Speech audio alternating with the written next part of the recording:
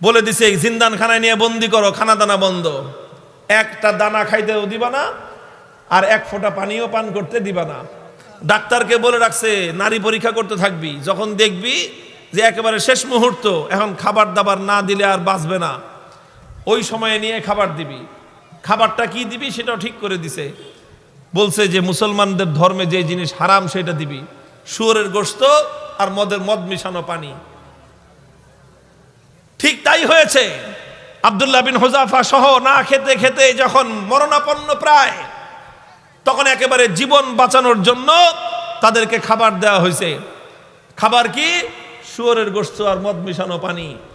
আব্দুল্লাহ বিন Hudhafa রাদিয়াল্লাহু আনহু চিন্তা করলেন, শরীয়তের মাসলা অনুযায়ী এই পরিবেশে জীবন বাঁচানোর জন্য সামান্য পরিমাণ শুয়োরের গোশত খাওয়া জায়েজ, জীবন বাঁচানোর জন্য। এটা তো আছে, ইল্লা ফামানিস্তুররা ফি মাখমাসাতিন গায়রা মুতাজানিফিল লিইসমিন ফাইন্নাল্লাহা গফুরুর রহিম।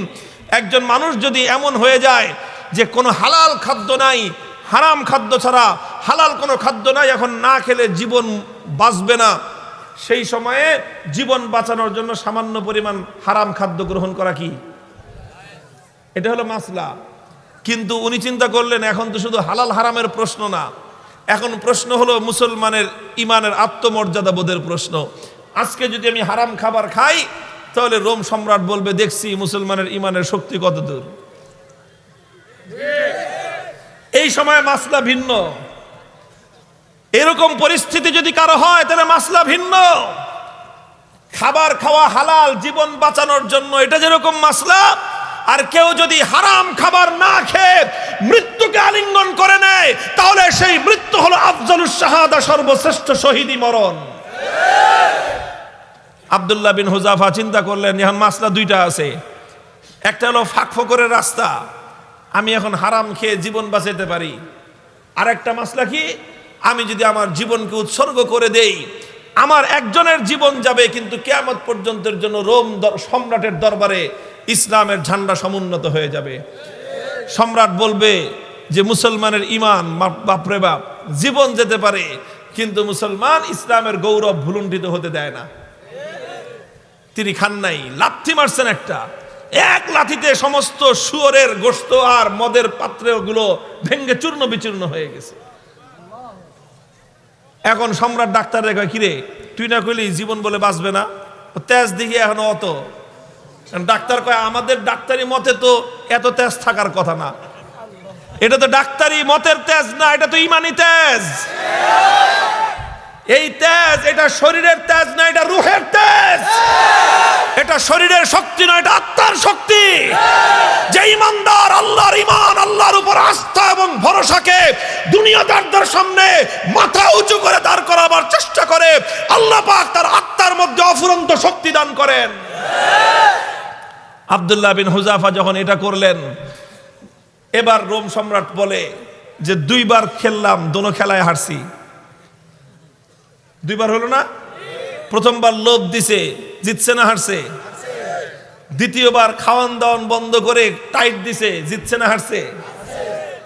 এবার কয় ফাইনাল খেলা, খেলা হবে। কি খেলা? ফাইনাল খেলা হবে। কার সাথে?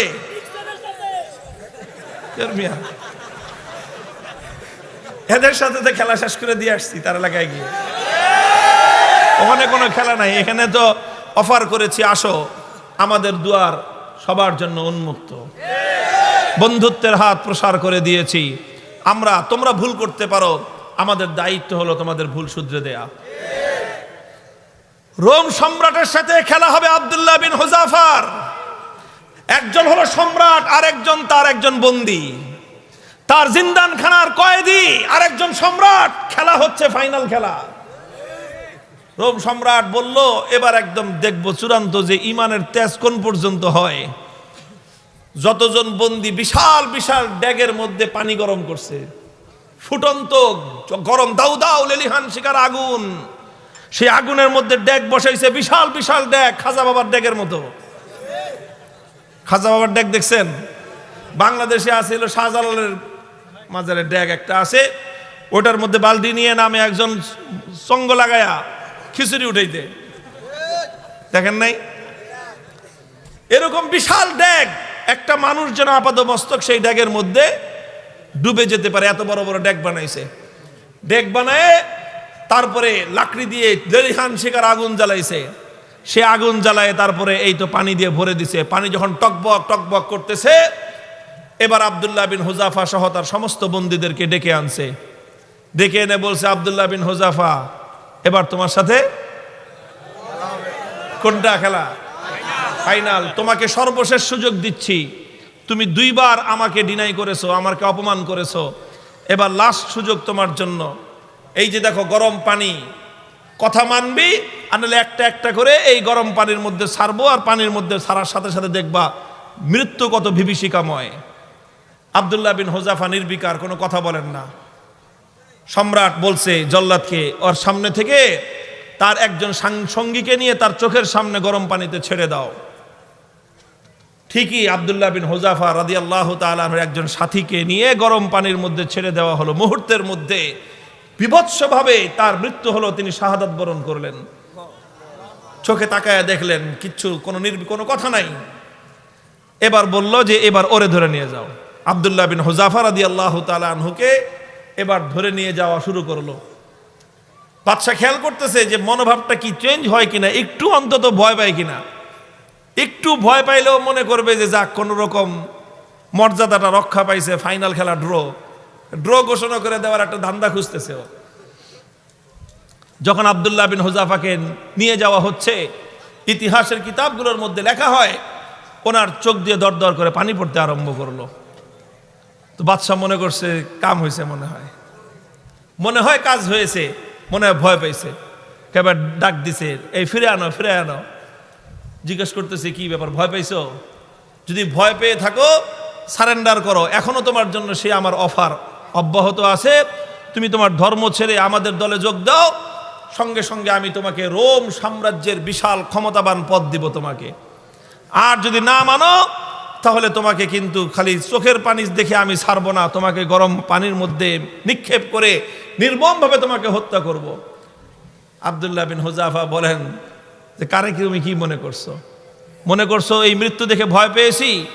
না, তোমার এই মৃত্যুর এই বিভীষিকা দেখে আমি ভয় পাই নাই। তাহলে কান্দো কেন? পরে কান্দি, চোখের আমারে পানি, হে রোম সম্রাট, তোমাকে দেখাবার জন্য নয়, আমার চোখের অশ্রু তো দুনিয়ার কোনো মানুষকে দেখাবার জন্য নয়। আমি আমার জীবন সায়ান্নে মৃত্যুর মুখোমুখি দাঁড়িয়ে আমার রব্বুল আলামিনকে দেখানোর জন্য 2 ফোঁটা তপ্ত অশ্রুর নজরানা তার কদমে পেশ করলাম। আল্লাহকে বললাম যে আল্লাহ, তুমি পরীক্ষা করতেছো তোমার বান্দার, যে তোমার বান্দা তোমাকে, তোমার দ্বীনকে, তোমার রসুলকে, তোমার রসুলের আদর্শকে কতটা ভালোবাসে, তুমি এটা পরীক্ষা করতেছো। আর এই পরীক্ষা করার জন্য জীবন দিছো মাত্র কয়টা? একটা মাত্র জীবন দিছো। আর ওই একটা জীবন দিয়ে আল্লাহ তোমাকে কিভাবে দেখাবো যে আমি তোমাকে আর তোমার দ্বীনকে কতটা ভালোবাসি। তুমি আমাকে 1000 জীবন দান করতা, একটা একটা করে জীবন তোমার জন্য উৎসর্গ করে তোমার বান্দা আব্দুল্লাহ বিন হুজাফা দুনিয়ার সামনে প্রমাণ করে দিত ইমানদারের কাছে ইমানের দাম কত বেশি। এই জন্য কান্দি বেটা, আহাম্মক জানি কথাকার। তুই মনে করছিস যে মুসলমান জীবনের মায়ায় কান্দে?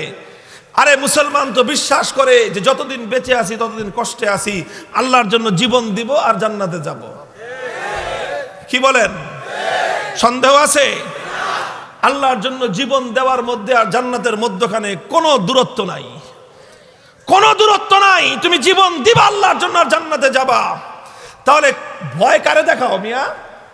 আমার কাছে একটা জিনিসই আমার বুঝে আসছে যে বেটা, তোমরা যদি বাতিলের উপর থেকে নমনীয় না হতে পারো, আমি হকের উপর থেকে নমনীয় কোন দুঃখে হব? হযরত ওমরের থিওরি ছিল যে আলাইসা কাতলাহুম ফিন্নার ওয়া কাতলানা ফিল জান্নাহ।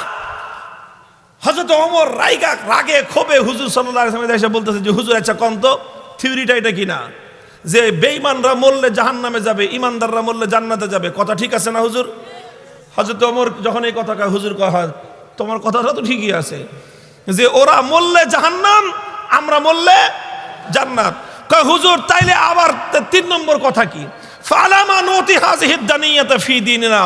বেঈমান যদি নমনীয় না হতে পারে, মরলে জাহান্নামে যাবে, তাহলে আমি মরলে জান্নাতে যাব, আমি নমনীয় হব কেন? তাকবীর, আল্লাহু আকবার, তাকবীর, আল্লাহু আকবার।